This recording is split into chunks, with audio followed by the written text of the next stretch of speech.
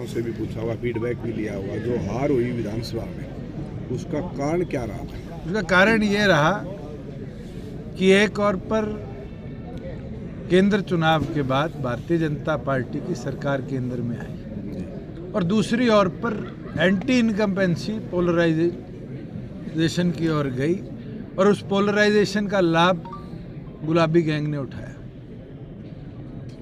और आज हरियाणा के आम जनमानस से आप पूछोगे तो कहीं ना कहीं पुत्र मोह और गुलाबी गैंग की महत्वाकांक्षा ने प्रदेश की जनता को एक बहुत बड़ा धोखा दिया है और उसके ऊपर बहुत से लोग भ्रमित भी हुए। इसलिए मैंने कहा जो भ्रमित लोग हैं उनको वापस लाने का काम सभी कार्यकर्ता साथी करें।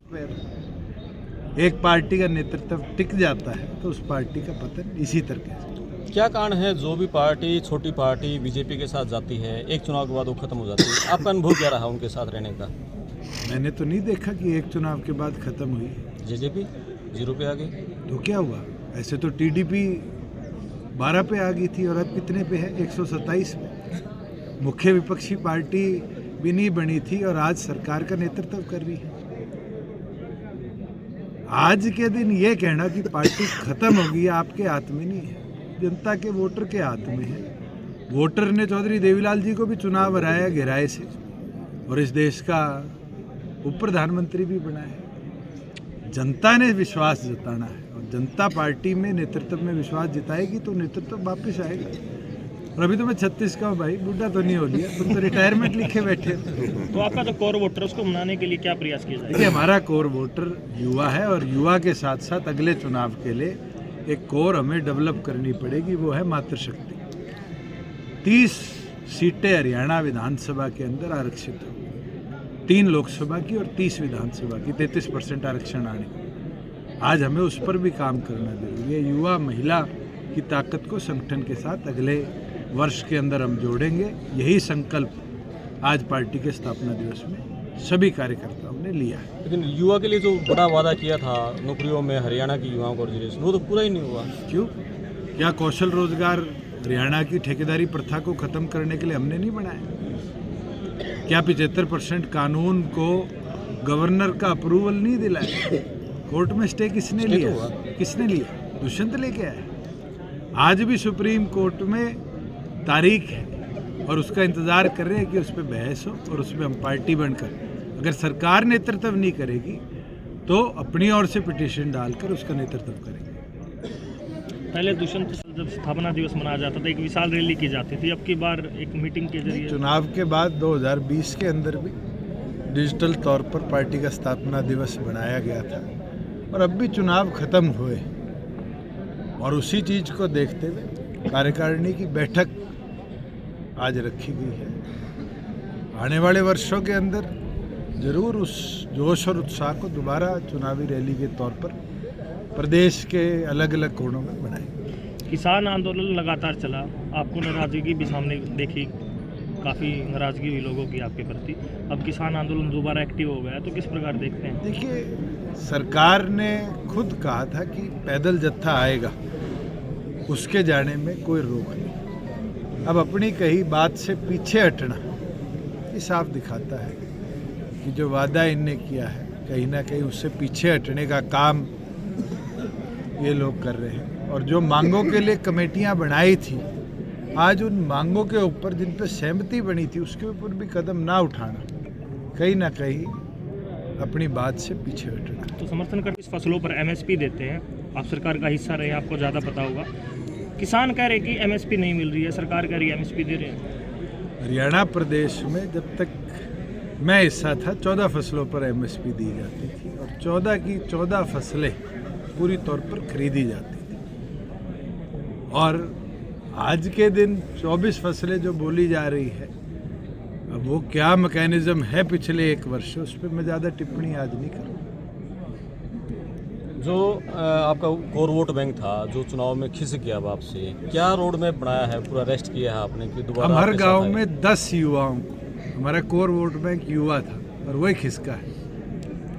हर गांव में जब मेंबरशिप ड्राइव चलाएंगे 10 युवाओं को गांव से पार्टी के संगठन के साथ 18 से 25 साल की आयु के बीच के को जोड़ने का काम करेंगे और उसको ताकत के साथ अगले 5 साल संघर्ष के मैदान में सरकार की कुनीतियों के खिलाफ उतारेंगे। आपने कहा कि लोग इस बार गुलाबी गैंग की उसमें चले गए, वो जो लोग उधर गए हैं उनको अपनी तरफ लाने के लिए तो आने शुरू हो जाएंगे। उम्मीद आएंगे। आप खुद बताओ जींद में क्या चर्चा है? अगर जींद के अंदर कांग्रेस एक सीट जीतती है तो कहीं ना कहीं जनता ने उसी गुलाबी गैंग को झटका दिया है जिसको नरवाना भी जिताई थी लोकसभा में और अब हराई। आप आंकड़े उठाकर देखो, आंकड़े बहुत कुछ बोलते हैं। रिजल्ट के बाद लगातार विपक्ष में जैसे भी हैं तो सड़क पर जनता की आवाज़ उठाएंगे। मैंने तो सरकार में रहते हुए भी सड़क की लड़ाई लड़ी। सड़क पर रहकर छोटे छोटे इश्यूज को विधानसभा के अंदर रिजॉल्व कराकर मैं आपको एक इशू बता सकता हूं जिसको आप में से किसी पत्रकार साथी ने आज तक नहीं छेड़ा। हमने बीपीएल की सीमा को 1,20,000 से 1,80,000 तक किया और उसका नतीजा आया कि हरियाणा प्रदेश में 26 लाख बीपीएल परिवारों से बीपीएल की संख्या बढ़कर 42 लाख पहुंची। 2 ही महीने हुए सरकार को आए। 420 के पर्चे दर्ज करने की धमकियां दी जाती। ये छल नहीं है हरियाणा की जनता के साथ तो क्या है? अभी तो बहुत मुद्दे आएंगे। उनकी सीटें कैसे बढ़ गई और आपकी कैसे घटी? तो उनसे पूछो। नहीं, बीजेपी ये चीज तो जनता के हाथ में है। अगर आप उठा के देखोगे तो ऐसे जिले जहां कांग्रेस की लोकसभा में स्वीप थे उसके अंदर कांग्रेस की एक भी सीट नहीं आई। इसका निष्कर्ष कैसे निकालो? जनता के हाथ में। अर्श पे ले जाने वाली भी वो है, फर्श पे ले जाने वाली भी वो है। हमारा काम संघर्ष मेहनत करना है और पूरी लगन के साथ मैं ये विश्वास दिला सकता हूँ 6800 गाँव जब सदस्यता अभियान चलेगा 6800 के 6800 गाँव में जाकर हम अपने संगठन की ताकत को बढ़ाएंगे। इस कार्यकारिणी की, राष्ट्रीय कार्यकारिणी की बैठक में मैं सभी पार्टी के कार्यकर्ताओं को पूरे प्रदेश भर में पार्टी के स्थापना दिवस की शुभकामनाएं देता हूं। इस दौरान डॉक्टर अजय सिंह चौटाला जी ने सभी साथियों के सुझाव भी लिए और पिछले चुनावों पर विस्तार पूर्वक चर्चा भी हुई। अच्छे सुझाव आए, जो कमियां रही उनको कैसे आगे सुधारा जाए, जो छल हरियाणा की जनता के साथ हुआ उसको कैसे जनता के बीच में ले जाया जाए, इसके ऊपर भी साथियों के विचार आए हैं। और इसी दौरान पार्टी का संगठन आज पूरी तौर पर भंग करने का फैसला राष्ट्रीय अध्यक्ष ने लिया है। इस दौरान ये भी निर्णय लिया गया कि जनवरी के महीने में संगठन का पूर्ण निर्माण और फरवरी के महीने के अंदर पूरे प्रदेश भर के प्रत्येक गांव में, शहर के प्रत्येक वार्ड के अंदर पार्टी की मेंबरशिप ड्राइव को एक एक कार्यकर्ता लेकर जाए और जो साथी बहके चुनाव के दौरान उन साथियों को भी वापस लाने का निर्णय किया गया है।